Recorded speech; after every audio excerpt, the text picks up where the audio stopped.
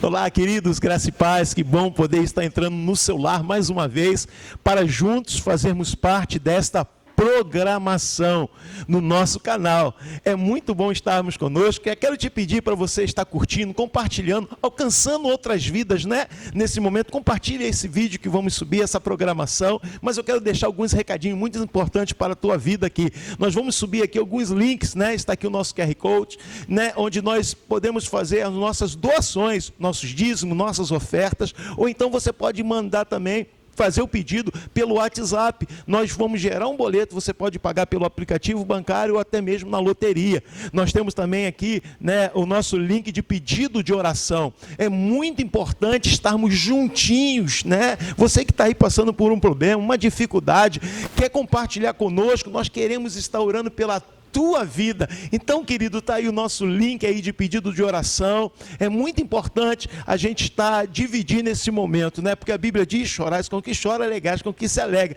E também nós temos o link de testemunhos. É muito importante saber o que Deus tem feito por você e pela sua família, querido. É muito importante a gente estar recebendo o teu testemunho aqui, daquilo que Deus tem operado sobre a tua vida. Vamos para a nossa programação, que o Senhor te abençoe muitíssimo, em nome de Jesus. Olá, paz do Senhor, muito bom dia para você que nos ouve neste momento. Queremos nesse momento te agradecer, porque você tem estado conosco, e é muito importante para todos nós saber que você nesse momento está bem conectado conosco, prontos a estudar conosco a lição dessa manhã. Estaremos a entrar em Provérbios, capítulo de número 15. Enquanto nossos irmãos farão as considerações iniciais, eu quero aproveitar essa oportunidade de te pedir: não perca a oportunidade. Vá, busque teus escritos, teu papel, tua caneta, se você usa o meio digital. Esse é o momento de você separar todas as ferramentas para que você não perca nada, nenhum detalhe, porque temos a convicção de que você nessa manhã será abençoado pelo estudo que será ministrado. Eu queria, antes que nós pudéssemos até passar para os nossos irmãos, eu queria te convidar também. Não há nada melhor do que começar entregando na mão de Deus as coisas. A palavra nos ensina que se nós entregarmos a Ele as primícias, o coração de Deus ficará mais alegre e Ele se agradará de nós. Eu quero nesse dia aproveitar essa oportunidade para te convidar. Vamos agradecer ao Senhor neste momento. Senhor, obrigado, meu Pai. Que esta, Senhor, seja o dia, Pai, a qual nossos corações estejam abertos pela Tua palavra. Palavra essa que nos faz crescer, mas também nos faz, ó Deus, estar mais forte para enfrentar as adversidades da vida. Senhor, eu te peço nesse dia, Senhor, que Tu abençoe, Senhor, nossas vidas, abençoe Teus filhos que nos ouvem, Senhor, e todos, ó Deus, possam nessa manhã crescer em sabedoria em Tua presença. Por isso, Espírito Santo, tenha liberdade para falar aos nossos corações. E assim, Senhor, seja a Tua honra e a glória. Amém, Senhor. Amém. Daniel, meu irmão, tuas considerações iniciais. A minha consideração inicial é que esse livro de Provérbios ele tem sido um livro ao qual ele tem nos transformado, né? Na verdade eu ia dizer confrontado demais nas nossas ações, no nosso pensamento, mas eu acho que nas últimas semanas uma das coisas que eu tenho mais percebido é o quanto eu tenho estado mais perto de Deus por conhecer o seu coração. Eu acho que Provérbios é isso. É parte do coração de Deus para a vida dos seus filhos. E eu quero te convidar nesse dia a estar conhecendo um pouco mais daquilo que está no coração do Senhor, daquilo que está no coração do nosso Pai, porque é do coração do Pai ao coração do Filho. É assim que Deus gosta de falar, amém? Então deixa Ele falar contigo nesse dia. Bom dia, a paz do Senhor para todos. Mais uma escola dominical, né? Mais uma vez a mesa está sendo posta, né? O banquete está posto, né? E mais uma vez vamos discorrer sobre o provérbio nos desperta, é um despertamento para nós, é onde a gente pode adquirir sabedoria e a gente possa estar com o coração aberto, né, para receber de Deus nesta manhã, né? E o meu desejo é aprender mais e com certeza eu vou aprender mais, todos nós vamos aprender mais nessa manhã, amém? Você certamente já nos ouviu falar em aulas passadas de que Provérbios ele tem sido uma fonte que nos faz nos transbordar de conhecimento. E conhecimento esse que é uma coisa bem curiosa, algo que foi escrito há muitos e muitos anos atrás, mas são tão atuais para os nossos dias, tão reais para os nossos dias. Mas sem muita delonga, eu queria nesse momento, nós faremos a leitura dos versículos e logo em seguida nós vamos dividindo ele, falando alguns uns por um, ou melhor, vamos estar destrinchando o que o capítulo tem a nos oferecer nesse dia. O primeiro versículo do capítulo 15 diz assim: a resposta calma desvia a fúria, mas a palavra ríspida desperta a ira. A língua dos sábios torna atraente o conhecimento, mas a boca do tolo derrama insensatez. Os olhos do Senhor estão em todas as partes, observando atentamente os maus e os bons. O falar amável é árvore de vida, mas o falar enganoso esmaga o espírito. O insensato faz pouco caso da disciplina de seu pai, mas quem acolhe a repreensão revela a prudência. A casa do justo contém grande tesouro, mas o rendimento dos ímpios lhe trazem inquietação. As palavras dos sábios espalham conhecimento, mas o coração do tolo não é assim. O Senhor detesta o sacrifício dos ímpios, mas o coração do justo o agrada. O Senhor detesta o caminho dos ímpios, mas ama quem busca a justiça. Há uma severa lição para quem abandona o seu caminho. Quem despreza a repreensão morrerá. A sepultura e a destruição estão abertas diante do Senhor, quanto mais os corações dos homens. O zombador não gosta de quem o corrige, nem procura a ajuda do sábio. A alegria do coração transparece no rosto, mas o coração angustiado oprime o espírito. O coração que sabe discernir, buscar o caminho, mas a boca do tolo alimenta-se de insensatez. Todos os dias do oprimido são infelizes, mas o coração bem disposto está sempre em festa. É melhor ter pouco com o temor do Senhor do que grande riqueza com inquietação. É melhor ter verdura na refeição, aonde há amor, do que um boi gordo acompanhado de ódio. O homem irritável provoca dissensão, mas quem é paciente acalma a discussão. O caminho do preguiçoso é cheio de espinho, mas o caminho do justo é uma estrada plana. O filho sábio dá alegria a seu pai, mas o tolo despreza sua mãe. A insensatez alegra quem não tem bom senso, mas o homem de entendimento procede com retidão. Os planos fracassam por falta de conselho, mas são bem-sucedidos quando há muitos conselheiros. Dar resposta apropriada é motivo de alegria, e como é bom um conselho na hora certa. O caminho da vida conduz para cima quem é sensato, para que ele não desça à sepultura.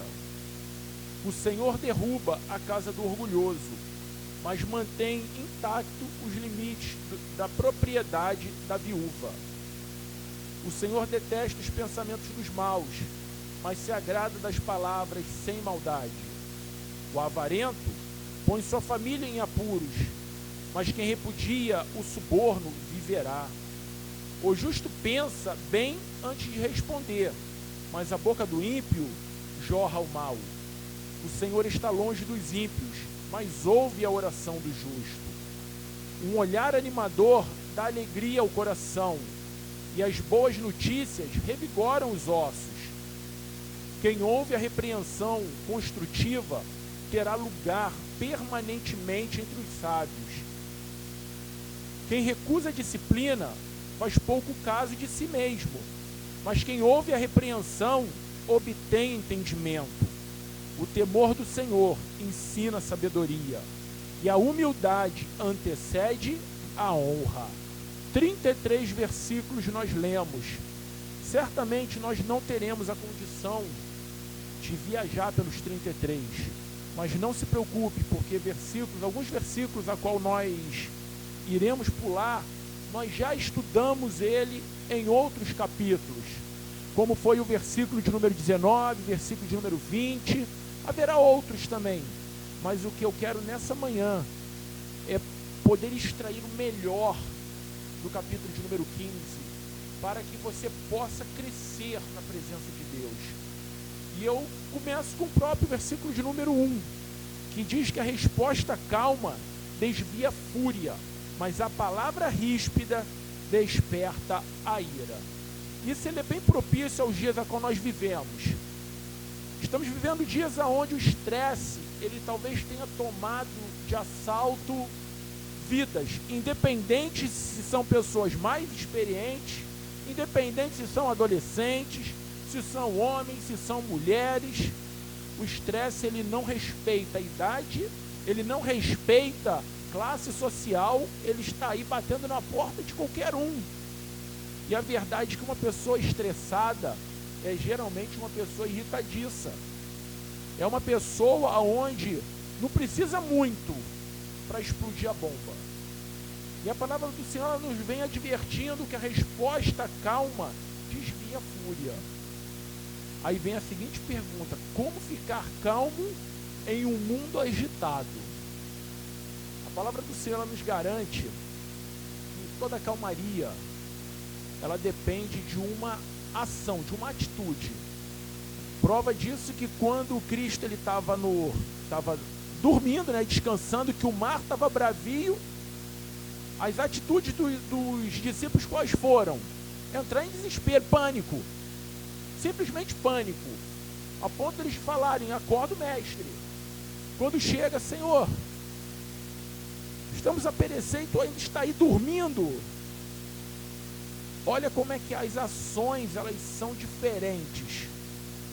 Cristo, ele olha, simplesmente acalma a tempestade. Com uma ação, Cristo acalma a tempestade.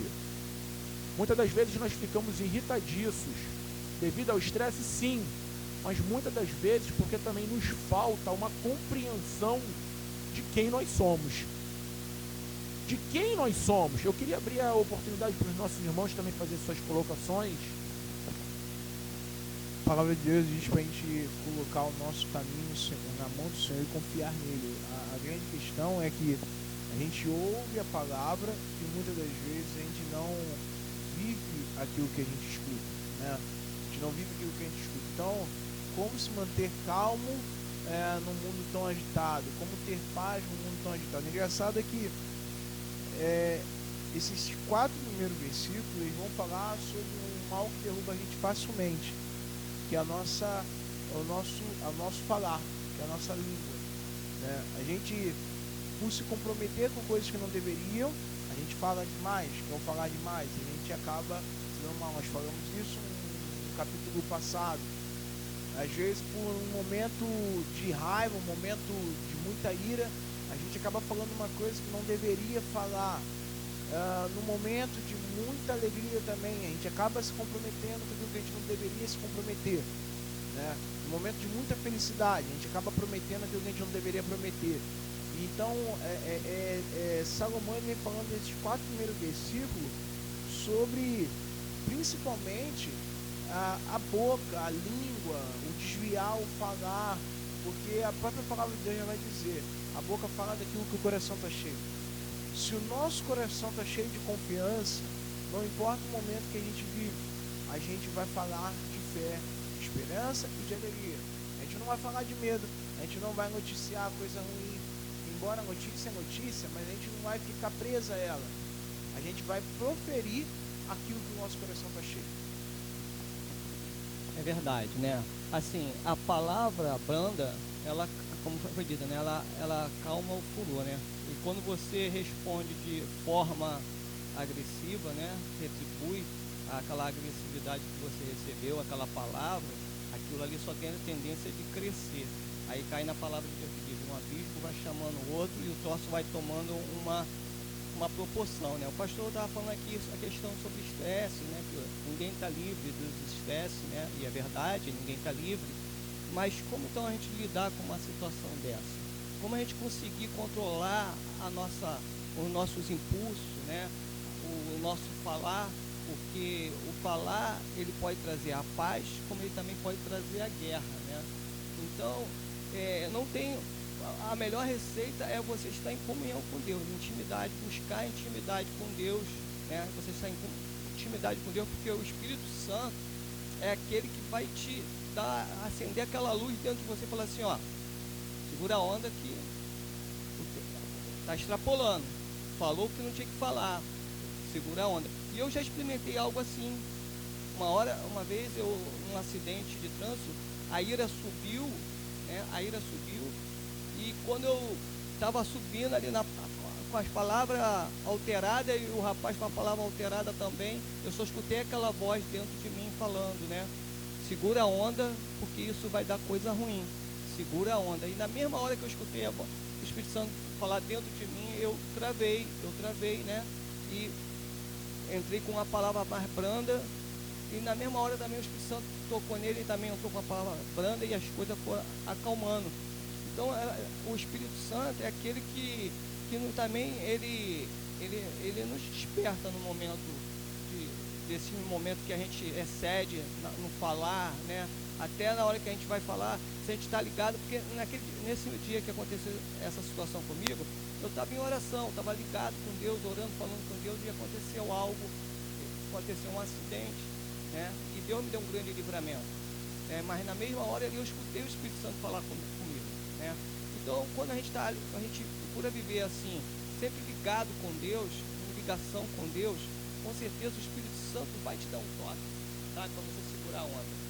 E é uma dica que eu deixo, porque se a gente não buscar uma intimidade ali com Deus, fica difícil a gente poder frear a nossa carne, né? Porque muitas vezes a gente tem vontade de falar coisas, dar uma resposta, aí o Espírito Santo segura a onda, porque se você vira e volta, eu escuto isso, o Espírito Santo fala comigo, se tu responder isso, vai dar ruim, o caldo vai entornar, e aí você ia dar uma resposta, você passa a dar uma outra mais branda. Então, né, assim, eu estou só aqui compartilhando com os irmãos uma experiência que eu tive, né?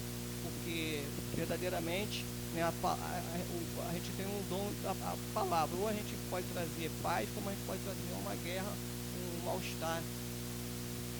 E é algo interessante que a Bíblia deixa bem claro. 1 Samuel, capítulo de número 25, fala de Nabal. Davi vindo de uma luta, né? Cansaço físico, fome, necessidades humanas. Davi pede repouso sobre aquele lugar.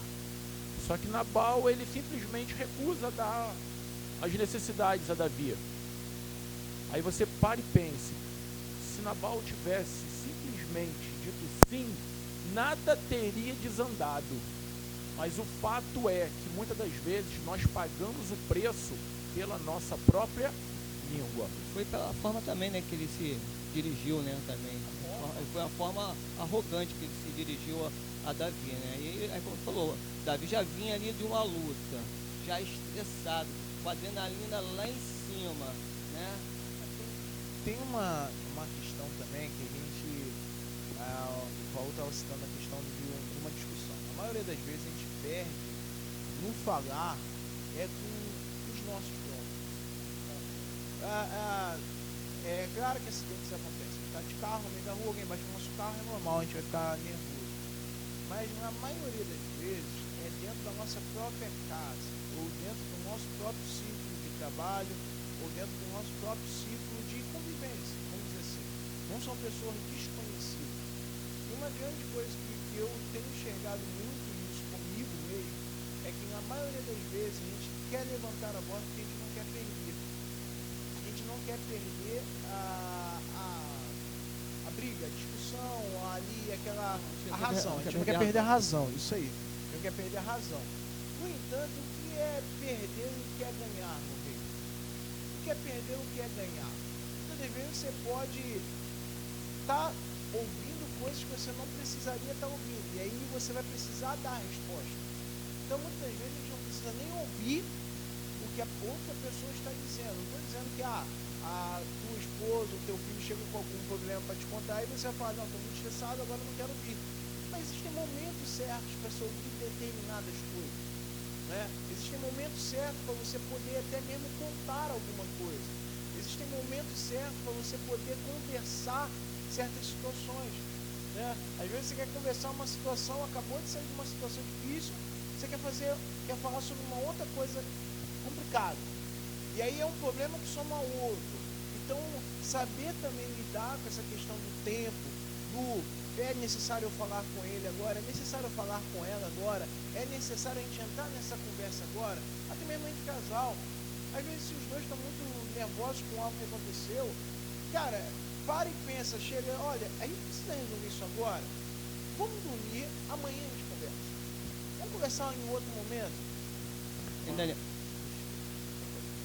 Daniel, você está falando, né, o que é o ganhar, o que é o perder. No reino, né, o perder é ganhar, né? O perder é ganhar. Muitas vezes, quando você se cala, você ganha. Quando você dá, você ganha. Quando você deixa algo ser levado, ser tirado, você ganha. Me lembrou de você falando aí, estava me lembrando de Jesus perante Pilatos. Pilatos estava doido para soltar Jesus. Jesus já tinha percebido isso. Pilatos e Jesus só se calando.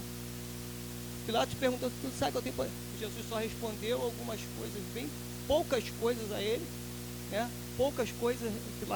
Jesus respondeu a Pilatos e Jesus se calou, porque Jesus tinha que se cumprir, ele tinha que passar pelo Calvário, né, para cumprir, era o plano de salvação, o nosso plano de salvação.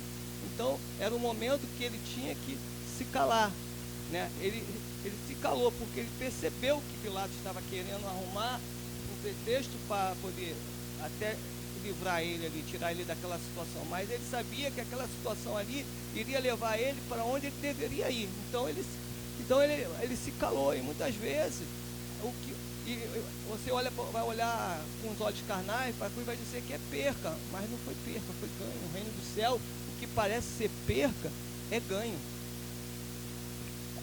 A gente vai avançar para alguns outros versículos, mas uma coisa ela fica bem notória para a gente. Não se resolve problema de cabeça quente. Não se resolve problema em conversas e momentos inapropriados. Tente imaginar, você sai para o trabalho, ou seja esposa, você sai para trabalhar, você passa um dia inteiro, você pega uma condução lotada, você chega cansado, com fome, com vontade de tomar banho e reclinar a sua cabeça. A sua mente ela não está assimilando mais nada. Já existe um bloqueio natural para isso. Então, o que nós lemos na aula passada, que fala que a sabedoria, a mulher sábia, ela consegue compreender, isso não se enquadra só para a mulher, se enquadra também para o homem. Saber entender o que o Daniel e que o Paulo falaram. Saber entender o momento. Saber compreender como as coisas estão. Porque a sensibilidade, ela precisa estar aflorada. Precisamos ser sensíveis a perceber se esse é o momento de falar ou se é o momento de... Uma coisa, eu até, sem te cortar, uma coisa eu aprendi e ficou assim, gravado na minha memória. Problemas de trabalho. Nunca se resolva problema de trabalho no final de expediente. Sempre se resolva problema no início, onde a mente está fresca, as pessoas estão receptíveis. Os piores problemas se resolvem no início. Se você deixar no final, certamente você entra com um e vai sair com dois. A gente está falando sobre essa questão de ter paciência, de ter tempo, né? Eu quero te fazer uma pergunta, né? Quero te deixar um questionamento.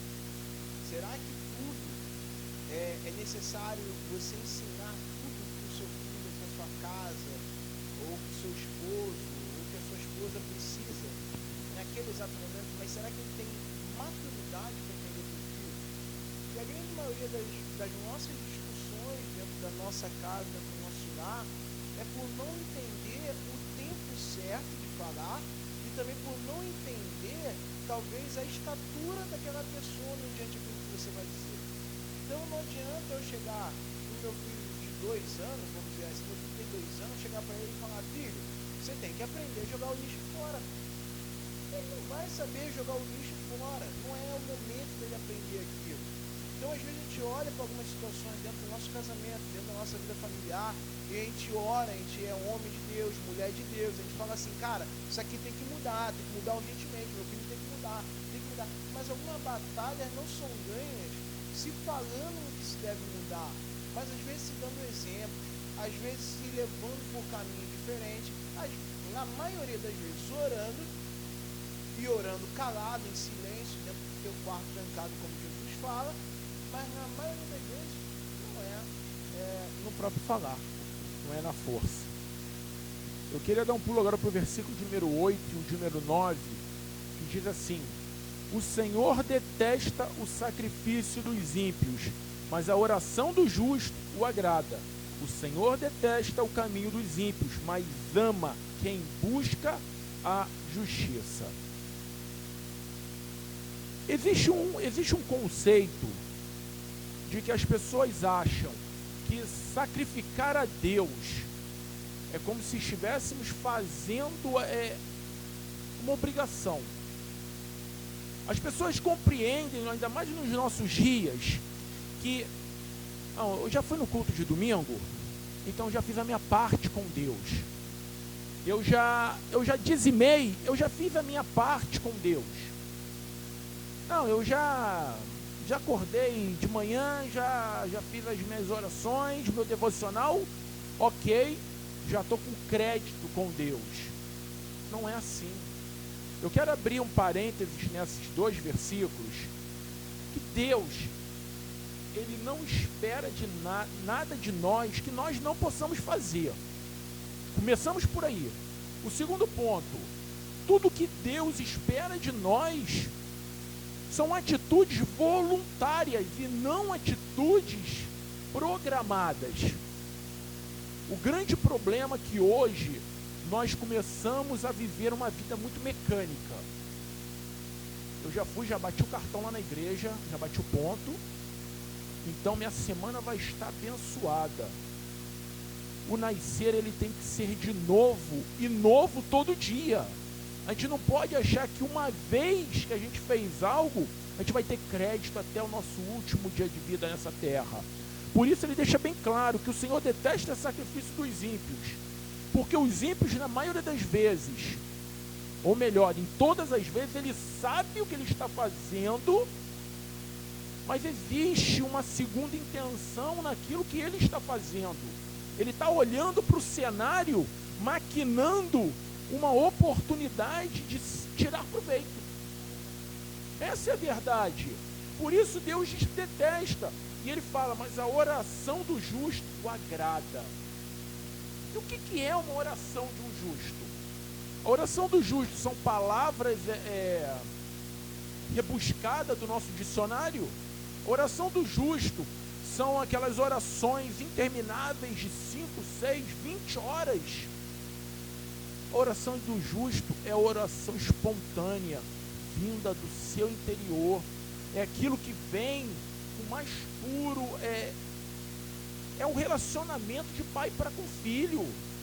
Você já parou para perceber? Deus, ele precisa ser adorado? Claro que precisa, isso aí é óbvio, e a palavra do Senhor nos diz isso. Mas o Senhor, ele espera da gente ações como um filho, que é aquelas ações que vão falar: pai, papai, Abba, pai. São essas ações que movem o coração de Deus, porque Deus, ele vê na gente, de fato, que nós somos filhos, porque nós somos criaturas dele. Assim, o que o senhor está falando aí, né, pastor? E olha que Deus nem precisa de adoração, porque ele tem os anjos lá adorando ele 24 horas por dia, toda hora sem cessar, dizendo: santo, santo, santo, santo. Mas como ele é pai, né? Ele é o nosso pai, é o seu pai, é meu pai, é nosso pai, né? e todo pai gosta de dar o de melhor para nós, para o filho, né? A Bíblia diz assim: dá e será-vos dado uma medida sacudida, transbordante em sua vida. Então, o que Deus quer? Ele quer que a gente dê a Ele, para que Ele possa te dar uma medida sacudida, transbordante, porque quando a gente dá do coração de dentro, e não uma coisa mecânica, né, a gente recebe uma medida sacudida e transbordante na nossa vida. O que é isso? O tanto que, quando ele diz no versículo 9, e o Senhor detesta o caminho dos ímpios, isso lembra muito lá em Daniel capítulo 5, versículo 27, banquete de Belsazar. Estava lá, tudo bem, todo mundo comendo, alegria, festa, mas o versículo 27 deixa claro: pesaste e foste reprovado. Deus não se agradou daquele reino, ou daquele rei. Isso nos mostra uma coisa: não é porque o ímpio desfruta muitas das vezes de uma certa prosperidade ou vantagens que Deus se agrada. A oração, quando fala aqui no versículo, fala sobre a oração dos retos, e depois ele fala sobre aquele que segue a justiça. Ele fala sobre o seu ser, o que você é de verdade. Porque o que acontece? O ímpio, né, o que ele fazia? Vamos citar, por exemplo, os deuses antigos, né, da Grécia, romanos. Se eu precisasse de ganhar uma guerra, eu sacrificava crianças, ou eu sacrificava colheitas minhas para poder o meu exército ganhar aquela guerra. Se eu precisasse de ter uma colheita muito boa, eu sacrificava mulheres virgens para poder ter uma colheita muito boa. E a Bíblia mesmo, a própria palavra do Senhor, ela vai dizer que o melhor é obedecer do que sacrificar. O Senhor não quer de nós sacrifício, Ele quer obediência. Então, quando fala sobre a oração do justo, fala sobre aquela oração de arrependimento. Aquela pessoa que verdadeiramente se arrepende, ela não dá a Deus para ter algo de Deus, ela não dá também a Deus porque ela quer ter os seus pecados, vamos dizer assim, não é uma troca, ela tipo assim, ela pecou hoje, amanhã ela está orando, dizendo para Deus: Deus, perdoa meus pecados. Não é isso que Deus quer. Deus quer que você se arrependa hoje e não volte mais a pecar, como o Senhor Jesus mesmo diz na palavra. Verdade, romper o ciclo vicioso. Isso aí. O versículo de número 12 fala que o zombador não gosta de quem o corrige, nem procura ajuda do sábio. Quando se fala em zombador, se mostra aquela pessoa que não tem respeito. E quando ele diz que não gosta de quem o corrige, é porque na sua ou no seu inconsciente fala que é como se ele não estivesse errado. Se eu não estou errado, por que você vai me corrigir? Isso me remete muito lá em Ezequiel 28, que fala sobre a queda do rei de Tiro. Alguns historiadores têm essa passagem como um simbolismo da queda de Satanás, mas a gente não vai entrar nesse mérito. O que eu quero destacar é que justamente pela soberba daquele homem, ele foi arrancado do seu trono, ele foi destituído de um ambiente onde ele desfrutava da glória, da majestade e de coisas que certamente destituído ele não iria desfrutar.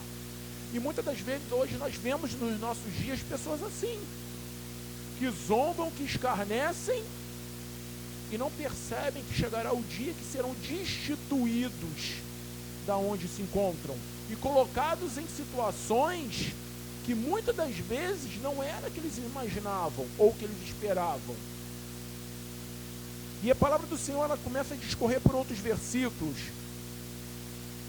E eu destaquei um outro que diz assim: é melhor ter verdura na refeição aonde há amor do que um boi gordo acompanhado de ódio. Versículo 17. Isso me remete muito também a uma situação aonde muitas das vezes isso reflete em alguns lares. Se faz de tudo para se banquetear. Se compra tudo do bom e do melhor. Enche a casa. Faz daquela... Só que chega o final do mês e se pesa a conta. A gente associa chegar ao final do mês com uma parte financeira para se pagar o que se fez. Mas muitas das vezes, o que esse versículo também nos mostra, que é melhor a gente estar num banquete simples do que numa mesa farta, aonde um olha para o outro, mas no íntimo é nutrido sentimentos de rivalidade, sentimentos de ódio, sentimentos de rancor, de inveja. Talvez você não tenha percebido, mas mesa, refeição, é um lugar de comunhão, um lugar sagrado. Porque é na refeição aonde muitas das vezes nós nos inteiramos, nós interagimos. Você já parou para perceber? Brasileiro tem muito disso. Existe festa sem comida? É muito difícil, por mais simples que a casa seja. Não existe uma festa que não tenha, mesmo na simplicidade, ou um biscoito, ou um cafezinho, uma torradinha, sempre tem alguma coisa. Mas olha como é. Muitas das vezes, a gente olha igual naqueles filmes, né? Faz o banquete, faz aquela mega cena para convidar justamente aquela pessoa aonde você tem um atrito, para como se fosse esfregar na cara dela que você pode. A palavra do Senhor ela nos garante nessa noite, nesse dia, que a palavra ela é verdadeira. É melhor na simplicidade termos a comunhão, a alegria, a felicidade, do que num banquete gerar ódio no coração.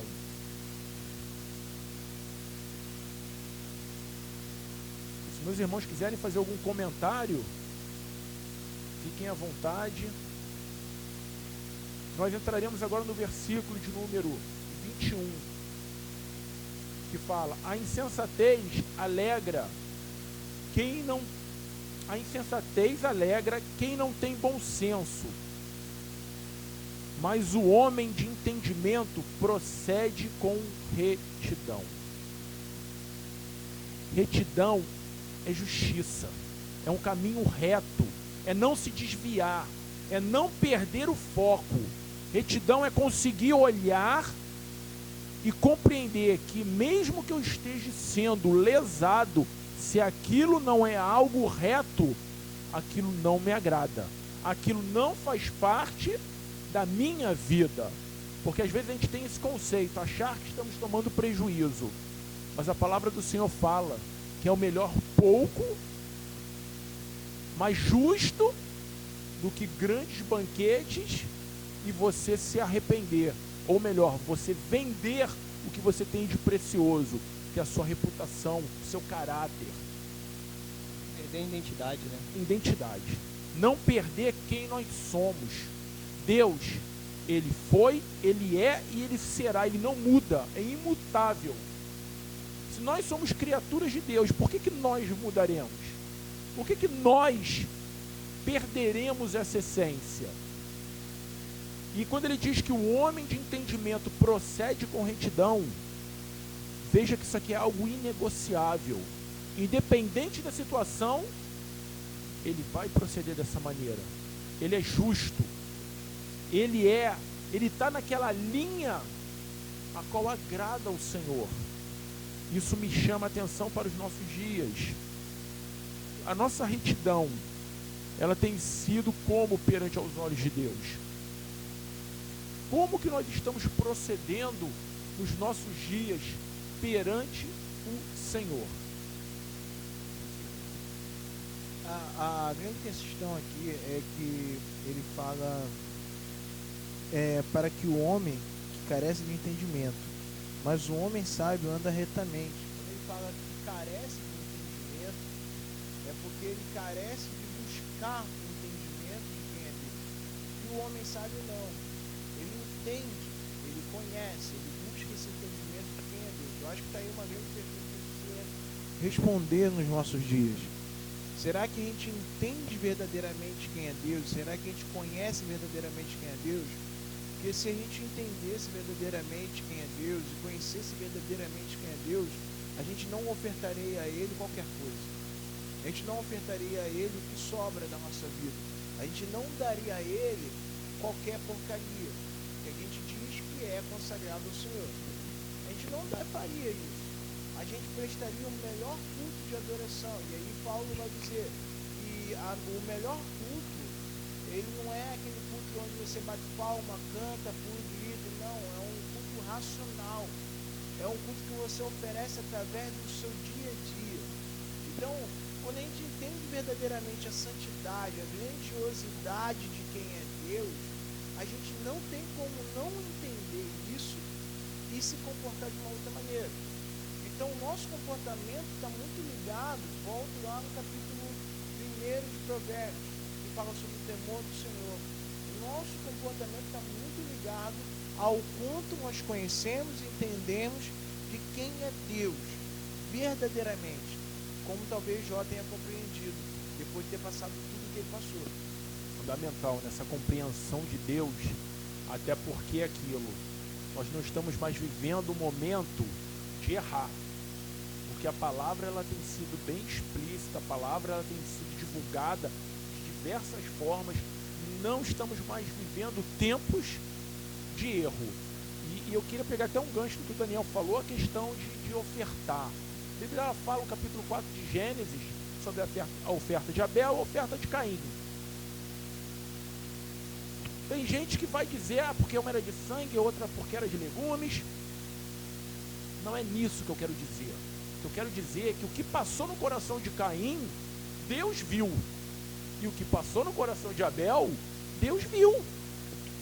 O que levou Deus a negar um e aceitar outro, não foi porque era oferta A, oferta B, não era nada disso. Mas foi simplesmente o que movimentou a forma como foi feita. É a questão também, eu falo assim, a questão da valorização, né? A salvação, ela é bênção? É. Mas ela pode ser maldição. Como? Depende conforme você valoriza ela. Se você não valoriza a salvação que você tem, que nem foi o caso de Esaú. Esaú, ele não valorizou a sua primogenitura, né? E acabou sendo para ele o quê? Algo que não foi bênção na vida dele, que era para ser bênção, né? E tudo que Deus coloca na nossa vida depende, né? O dízimo é ofertar, é bênção, mas depende o quanto você valoriza isso, o como você faz, né? O pastor falou aqui de Caim e Abel, né? Caim, eu acredito que Caim ele fez mecanicamente, chegou lá e fez mecanicamente, né? Enquanto Abel ele fez de coração, ele procurou dar o melhor, ele procurou agradar a Deus, procurou ser agradável a Deus, ele tirou de dentro dele, lá do mais profundo do coração dele, né? E Deus, que sonda a mente, o coração, os rins, Deus vê todas as coisas, não tem uma coisa que Deus não veja, né? Mas lá na frente, aqui mais à frente, a gente vai ver no provérbio que o abismo, vai falar sobre abismo, né? As profundezas são abertas, Deus enxerga quanto mais o homem. Então, não tem aquilo que você acha assim, eu vou falar isso, estou pensando nisso, ninguém sabe. Deus sabe todas as coisas, todas as intenções. Só dando uma ajeitada na linha de pensamento, a salvação ela sempre vai ser uma bênção. Ela sempre vai ser uma bênção. Tanto que a prova disso é que Deus projetou ela para que nós fôssemos redimidos de um pecado e levados ao trono da graça, a uma comunhão, ou melhor, a restauração da comunhão. É a presença de Deus, é o renovo de Deus, é a fortaleza de Deus, é a alegria de Deus, força para caminhar, força para viver neste mundo difícil, né?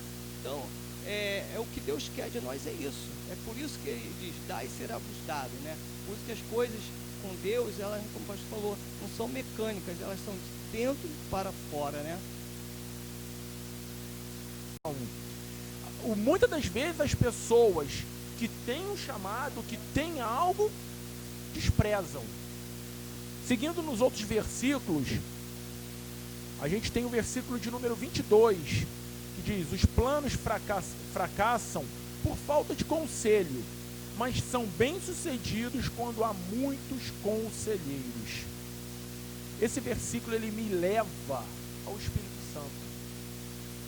A Bíblia ela faz menção sobre alguns trechos que houve erro porque faltou conhecimento.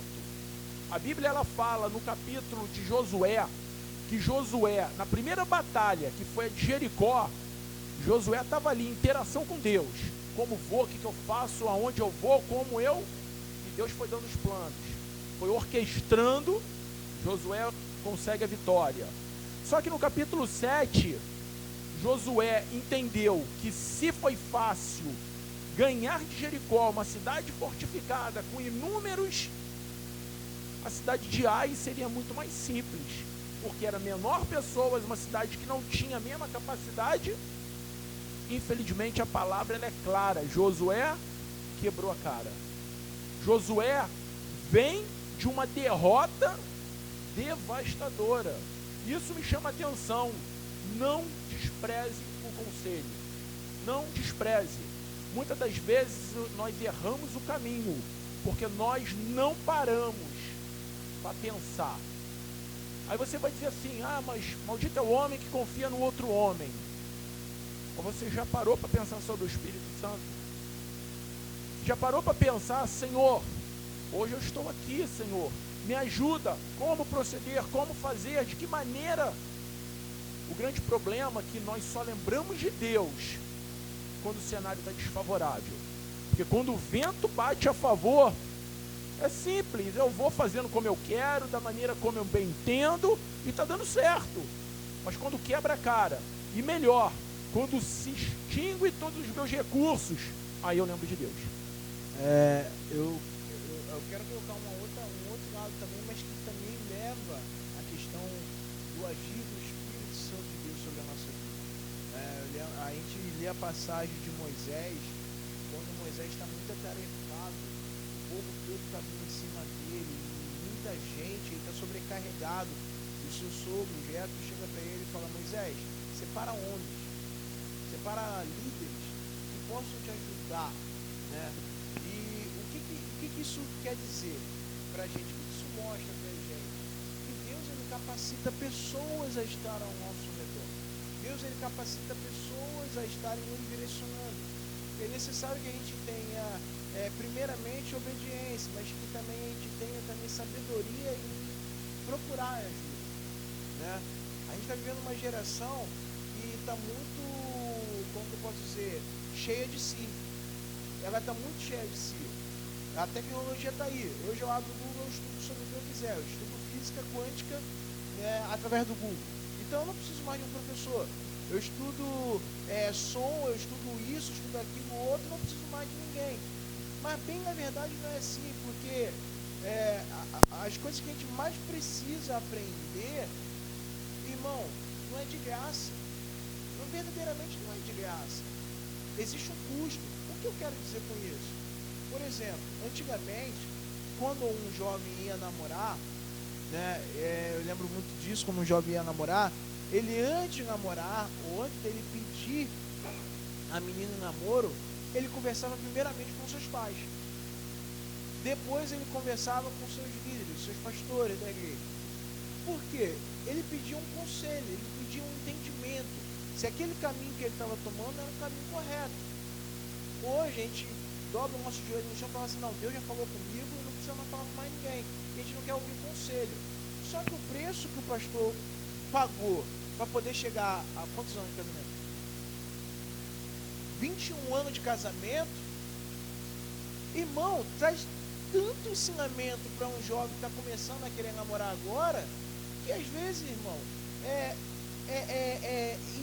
irracional você parar e não pensar que esse homem de Deus pode te ajudar. Ou talvez o seu pai ou a sua mãe. E a gente está começando a ser uma geração muito cheia de si, sabe? E vai deixando os pastores, os líderes, os pais de lado, e ao mesmo tempo vai deixando o Espírito Santo também. Deus tem dado pessoas, colocado pessoas em nossas vidas com o simples e objetivo de nos ajudar na caminhada. Eu só queria me retratar antes que isso dê problema na minha casa. É 20 anos indo para 21 anos. Não, assim, esse ano vai fazer 21. Vai fazer 21. Isso aí, isso aí. Vou ter problema em casa. Não, isso aí. Versículo de número 27 fala: o avarento põe sua família em apuros, mas quem repudia o suborno viverá. Colocar em apuros o avarento Avarento é aquele senhor aonde não se pode gastar nada, tem que se guardar tudo, tem que se ter tudo, coloca-se a vida em apuro. Hoje, qual é o maior bem que uma família, uma pessoa pode ter? A família. Se ele não enxerga a família como o principal bem, já existe uma distorção. Prova disso que a principal instituição que Deus fez foi a família. Não é bom que o homem esteja só. E eu queria dar uma avançada no versículo de número 30, não gostaria de pular ele, porque ele me chamou bem a atenção o que ele fala.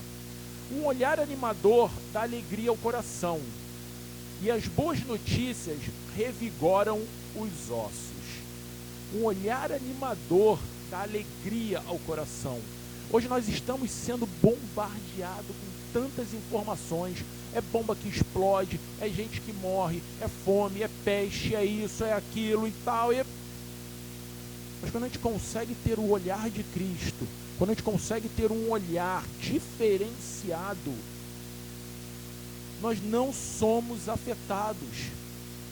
Não pense que é brincadeira não, porque é verdade. Existem pessoas que nesse momento se encontram prisioneiras, porque o cenário que nós estamos vivendo é um cenário de caos.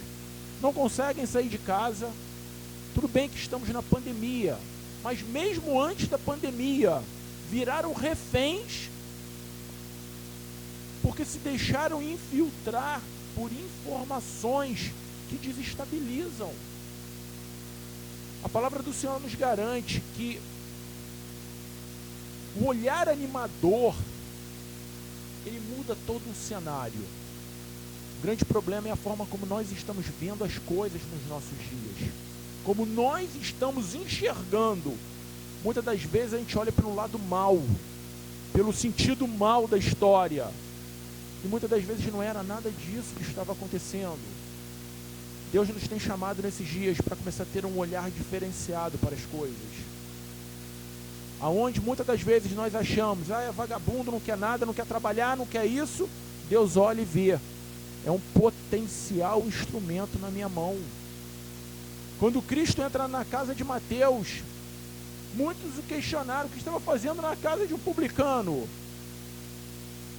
Ele só foi lá para um único objetivo: restaurar vidas. A ponto de que um outro cobrador de impostos dizia assim: se eu fizer tal coisa, eu irei retribuir, eu irei pagar 4 vezes mais. Mas Cristo fala: hoje me convém pousar em sua casa, Zaqueu. Me convém estar em comunhão contigo. Estaremos entrando agora para o último versículo, que fala: o temor do Senhor ensina a sabedoria, e a humildade antecede a honra. Hoje a gente vive dias que parece que honra e humildade, elas são palavras estranhas. Porque é como se o cara que quer honra não quer ser humilde.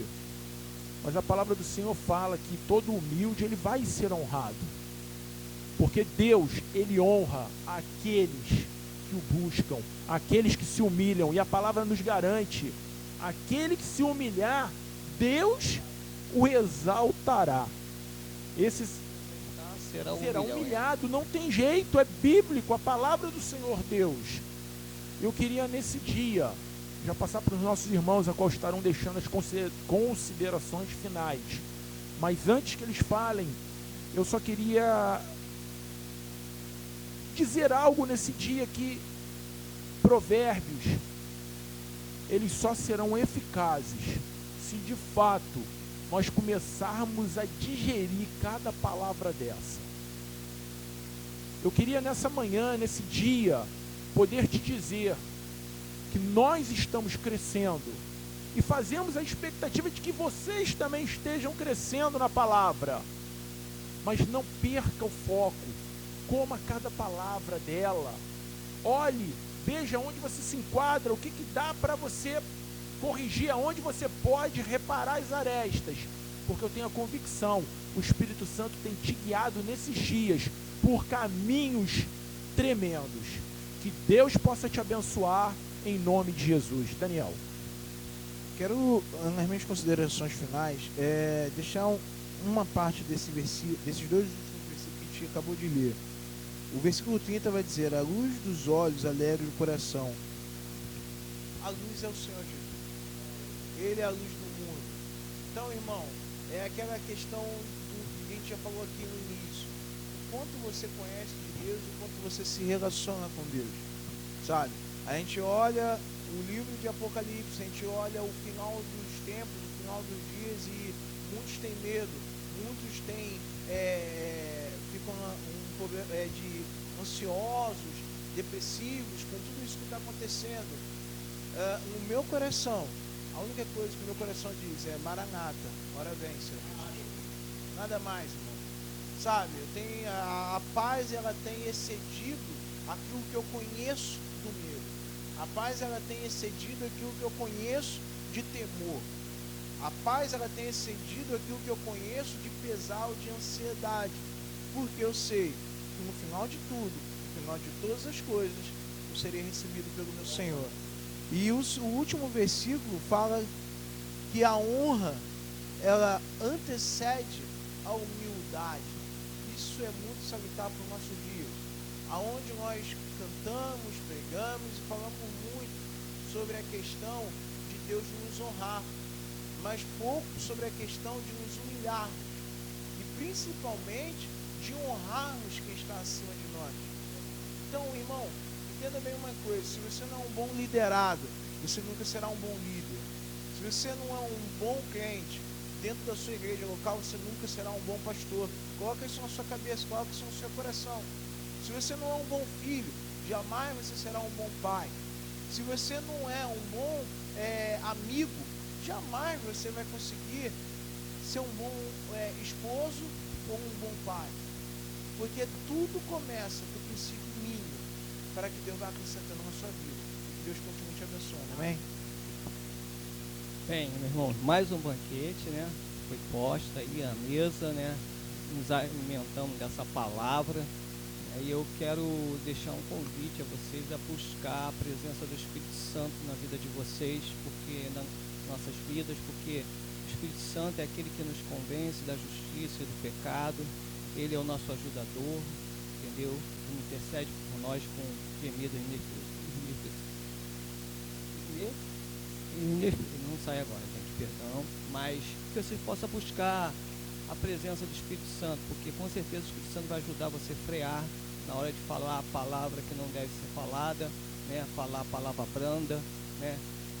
E também que você possa se encher, você possa buscar o fruto do Espírito Santo, que é mansidão, temperança, longanimidade, benignidade, né? E isso é pra gente, é para nós que crê em Deus, amém? Recline sua cabeça, feche seus olhos. Senhor, obrigado, meu Pai. Obrigado por essa palavra que o Senhor trouxe a nós, Senhor. Palavra, Senhor, que nos faz crescer e entender, Senhor. Mas palavra também que nos direciona, Senhor. Neste dia, Senhor, eu quero te agradecer por ter entrado nos lares, ó Pai. Porque o Teu Espírito tem trabalhado em vidas, Senhor. E neste dia, Senhor, nós entregamos em Tuas mãos que Teu Filho que nos ouve, Tua Filha que nos ouve, seja abençoado em nome de nosso Senhor Jesus. Amém, Senhor. Amém, Pai.